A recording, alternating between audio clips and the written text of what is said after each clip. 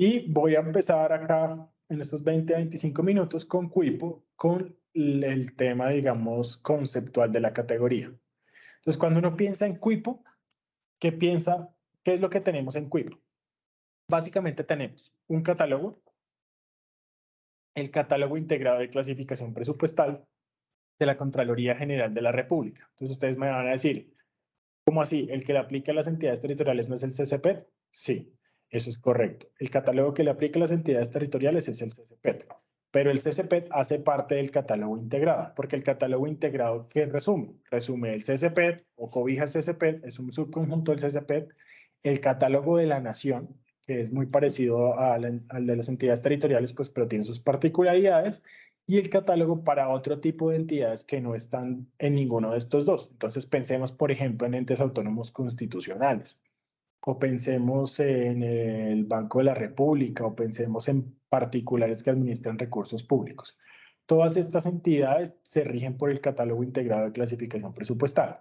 Como este es un conjunto que abarca el CCPET, pues el catálogo que está, digamos, vaciado en la categoría Cuipo es el catálogo integrado de clasificación presupuestal, pero pues sabemos que el que le corresponde a cada entidad es el CCPT y eso está, digamos, muy delimitado en los ámbitos de aplicación. Cada ámbito tiene las cuentas que son susceptibles de usar por él o que puede usar. Entonces ahí tenemos, digamos, ese tema y ustedes lo ven cuando van a hacer el registro o el reporte de la información, que no todas las cuentas están disponibles y no todas las cuentas son susceptibles de ser usadas por ustedes.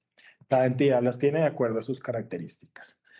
¿Qué tiene esa categoría? Tiene variables y formularios. Desde el lado de los formularios, tiene 5 formularios. Para los que reportaban información en la CGR presupuestal y también lo hacían en FUD, esto no es muy extraño, porque lo que tenemos es simplemente una división de formularios en ingresos y en gastos entre programación y ejecución. Para los que reportaban información solo en Food, sí iba a parecer un poco extraño, porque en Food sí teníamos un solo formulario de ingresos y los formularios de gastos.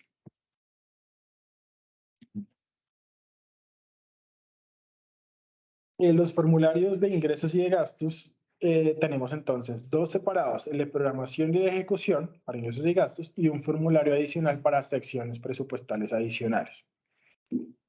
¿Qué tenemos en variables? Entonces, en variables tenemos un listado, básicamente, en este caso las más relevantes son las siguientes, y tenemos el detalle sectorial, que es una variable muy importante para las entidades. Recuerden que yo les dije que el evento de integración era con planeación, pues es que este evento se agrandó y ahora tienen que agregar a la Secretaría de Educación o a quien haga sus veces, a la Secretaría de Salud y a quien se encargue, digamos, del tema de subsidios de agua potable y saneamiento básico.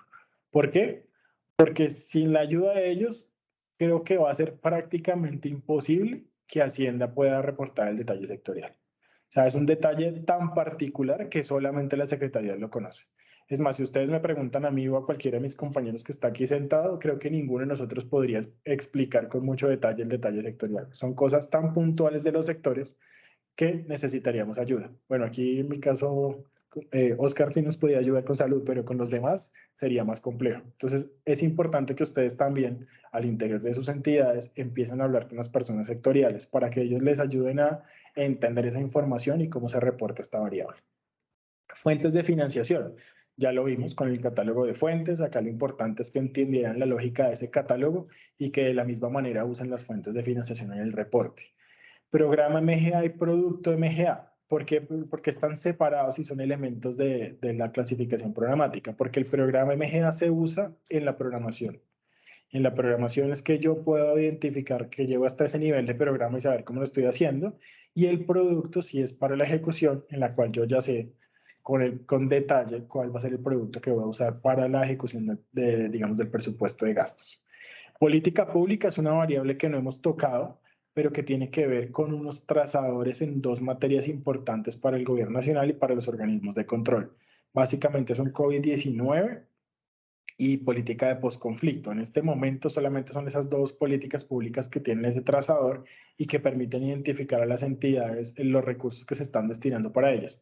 Pero ahí sí como el cuento les advertimos o les contamos que es posible y probable que en el corto plazo se agreguen otras políticas públicas. Entonces, ya sé que se está hablando de tantos trazadores presupuestales, pues esta variable de política pública va a ser muy importante porque es posible que se empiecen a agregar más trazadores.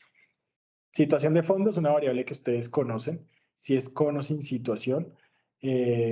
Para efectos del gasto, es una variable que tiene dos elementos, C y S, C con situación, S sin situación de fondos. Ustedes saben más que yo de qué se tratan esas dos, pero básicamente esa es la manera como la deben registrar en el CUIPO. La clasificación central de productos, que básicamente es ese catálogo del que ya hablamos un poco hace, no sé, como una hora con el tema de los complementarios, y pues que ahí debe identificar con el código del producto final o con el nombre. En el listado de CUIPO creo que les aparecen ambos, pero pues ahí ustedes van diligenciando de acuerdo a la información que requieren. Terceros, ya les dijimos que con el código chip deben identificar esas transacciones que son susceptibles de ser usadas de terceros.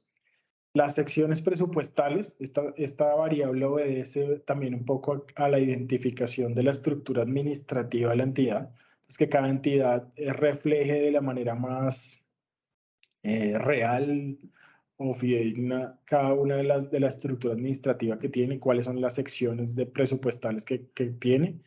Tenemos la variable vigencia del gasto, que está bastante alineada también con los temas de la contabilidad presupuestal y que ahorita vemos en otra diapositiva, y el tema del número y fecha de la norma y el tipo de norma, que también lo vemos ahorita. Estos son los formularios iniciales, así los van a ver, se los presento.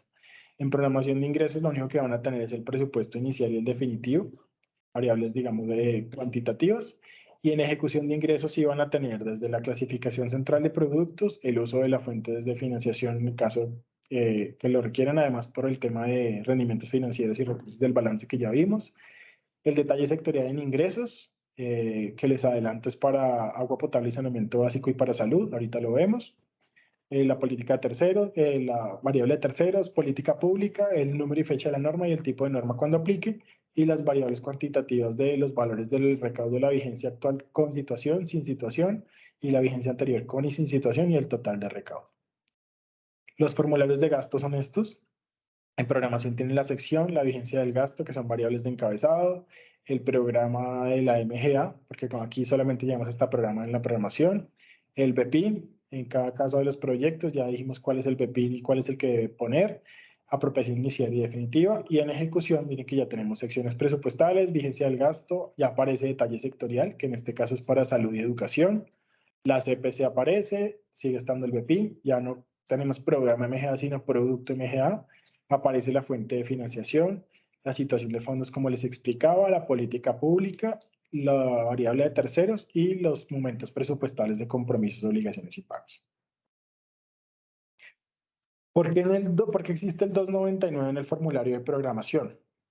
Pues resulta que como lo señala el Estatuto Orgánico de Presupuesto, a partir del proyecto de inversión en el detalle de gasto del anexo del decreto de liquidación, es que podemos identificar con el producto MGA, como ya lo vimos, realmente en qué se gasta el presupuesto. Entonces, a menos de que ustedes adivinen el futuro y puedan predecir con toda la certeza el futuro, no es práctico ni probable que desde la programación yo intente definir los objetos de gasto del CCPT.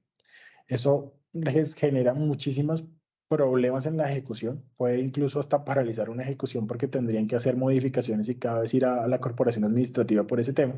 Pero además tampoco tiene mucho sentido desde la lógica. Y en la programación tampoco tiene mucho sentido ponernos a adivinar e intentar saber cómo lo vamos a hacer. Entonces, el objeto de gasto no existe en la programación de gastos y por eso toda la inversión se señala en el código 299. El formulario de secciones presupuestales tiene unas secciones presupuestales predeterminadas que son como las más comunes en las entidades territoriales. Entonces, desde la 16 en adelante tenemos en la 16 Administración Central, la 17, 18, 19 y 20 tenemos a los organismos de control, ahorita que hablábamos de ellos, Contraloría, Consejo, Asamblea y Personería, que son los que son secciones presupuestales del presupuesto, ejecutan gasto, nada más. Tenemos la sección salud, educación, servicios públicos y fondos de pensiones, que en algunos casos las tienen las entidades. Y tenemos desde el 25 en adelante algo que llamamos sección presupuestal adicional. Cuando hablamos de formularios, hablamos del formulario de secciones presupuestales adicionales. ¿Y qué decíamos en el formulario de secciones presupuestales adicionales? Pues que ustedes deberían señalar, de acuerdo con la estructura administrativa de la entidad, cuáles son las secciones presupuestales adicionales que tienen. Entonces, supongamos, por un ejemplo, que hay una sección presupuestal de la entidad de Cúcuta, que es la sección de planeación. La Secretaría de Planeación tiene ejecución de gasto como sección presupuestal. ¿Qué deberían hacer entonces? ¿Qué debería hacer Cúcuta? En el formulario de secciones presupuestales adicionales, ingresar la sección planeación. Y tienen unas normas vigentes como la resolución 3280, donde están definidas cuáles son las intervenciones colectivas que pueden realizar cada perfil, lo mismo las 518. Por tanto, deben concertar con la entidad que cuáles son las actividades que van a... Hay una pregunta, pero no la estoy escuchando muy claramente. ¿No las puede hacer por el chat, por favor? Porque si no, la voz se escucha lejísimos y no muy clara.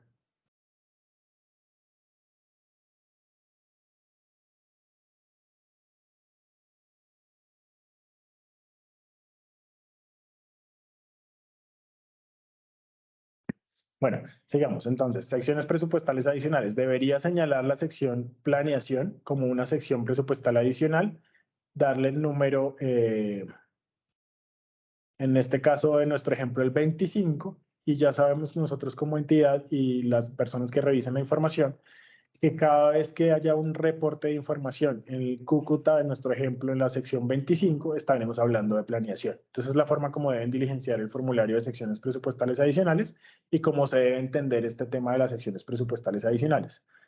¿En qué se basa? En la estructura administrativa propia de la entidad. Aquí lo que queremos un poco con esta variable es que las entidades no tengan que transformar la información.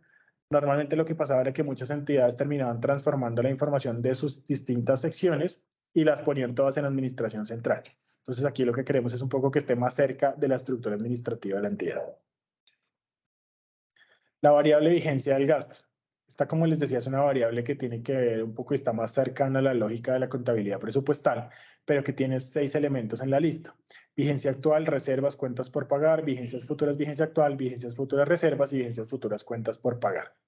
¿Qué es importante que tengan presente? Que para revisar el gasto de la vigencia T, o es decir, pongamos un ejemplo de la vigencia 2023, todo el gasto que se registre con la variable vigencia del gasto como vigencia actual o como vigencia futura, vigencia actual, es lo que se tendrá en cuenta como el gasto de la vigencia 2023.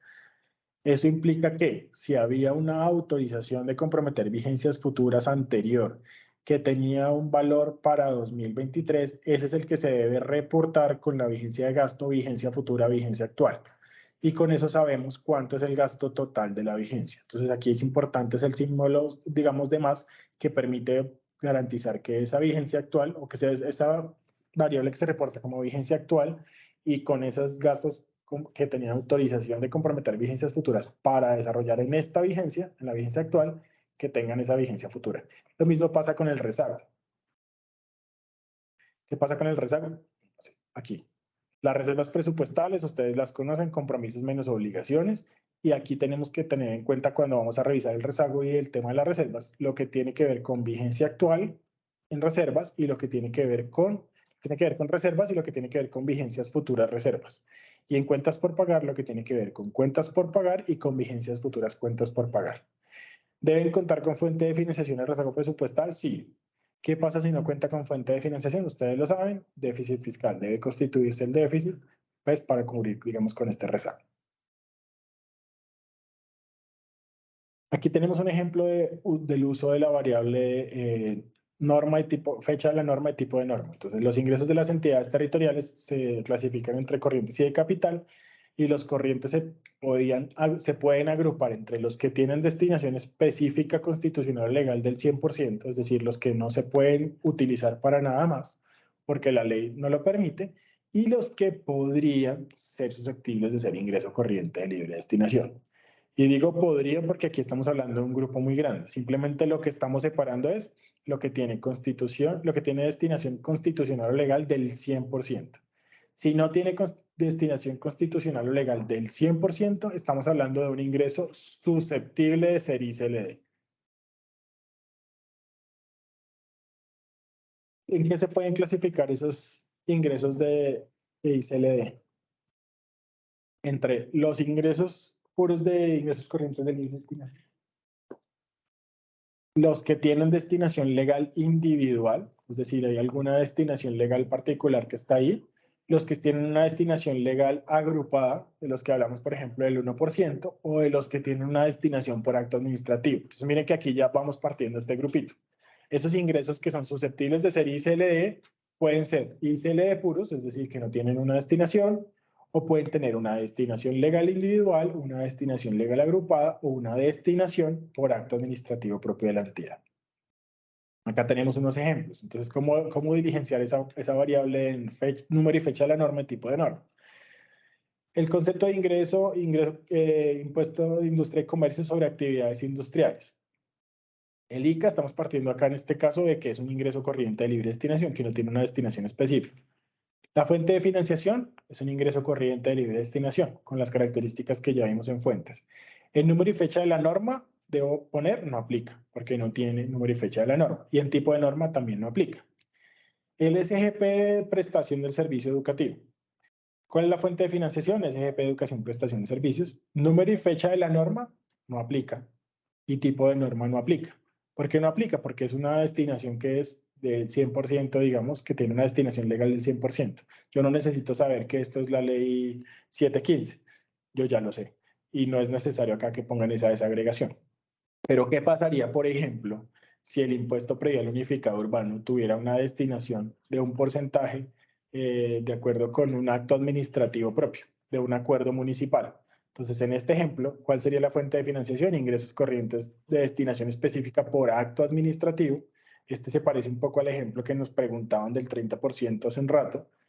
Un número y fecha de la norma, aquí pusimos un ejemplo, supongamos que se llama el acuerdo, que es el acuerdo 034 del 15 de junio del 2010, entonces pondrían ese número y fecha de la norma y el tipo de norma acuerdo. O si estuviéramos hablando, por ejemplo, del 20% de los impuestos sobre vehículos que debe ir de los departamentos a los municipios. Para efectos del departamento, la fuente de financiación es impuestos sobre vehículos automotores. El número y fecha de la norma es la ley 488 del 24 de diciembre del 98 y es una ley. ¿Por qué esta sí? ¿Por qué la SGP no? Porque la del SGP es del 100%, mientras que la del impuesto de vehículos automotores es un porcentaje menor, es el 20%. Entonces acá lo importante es eso, que si no es 100% debe diligenciarse esta variable, número y fecha de la norma y tipo de norma. Voy a pasar rápido entonces por el detalle sectorial. Aquí el detalle sectorial se construyó para hacer seguimiento y control de los recursos del SGP, fundamentalmente de salud, de educación y de agua potable y saneamiento básico. ¿Qué tiene en este momento? En el sector vivienda, ciudad y territorio, en el formulario de ejecución de ingresos, tiene este detalle sectorial, este listado. Cuando ustedes van a registrar un ingreso y van a la variable detalle sectorial, les va a salir esta lista. 0 no aplica, 1 FCRI de acueducto, 2 FCRI de alcantarillado y 3 de aseo. ¿Cómo lo deben, digamos, entender? Pues la lógica conceptual es que el Fondo de Solidaridad se nutre de todas estas fuentes y probablemente algunas otras, pero por ahora de todas estas fuentes para efectos del ejemplo. El SGP de agua potable, la sobretasa, el ICLD, etcétera, etcétera, etcétera. ¿Cómo lo deberían reportar? ¿Cuál es la lógica del reporte? Si yo tengo un ingreso corriente de libre destinación que voy a destinar un porcentaje del Fondo de Solidaridad para pagar subsidios, por ejemplo, el predial, debería registrarlo de esta manera. Impuesto predial unificado, CPC no aplica, detalle sectorial del Fondo de Solidaridad, la fuente de financiación ICLD, política pública no aplica, número y fecha de la norma 0, tipo de norma no aplica y el valor que debería registrar que voy a destinar de ese impuesto predial.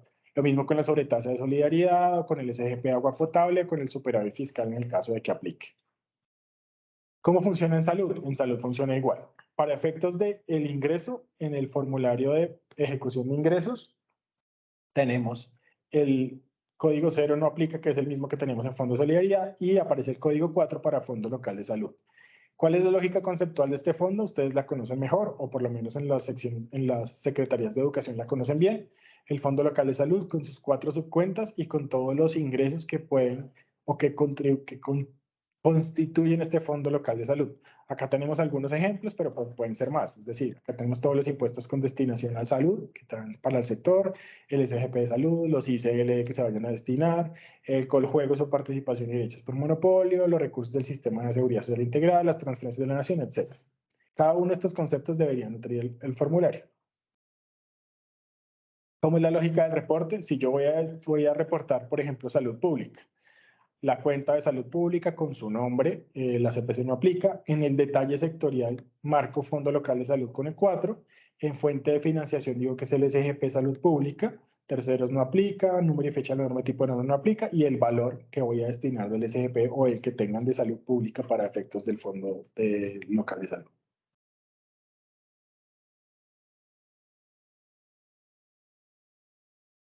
¿Qué tiene el detalle sectorial en gastos? Tiene algunos elementos que parten de conceptos de programación, básicamente de régimen subsidiado, de salud pública colectiva y de otros, que tienen cada uno de ellos unos detalles adicionales de agregación en la ejecución. Entonces, en la programación tenemos estos elementos.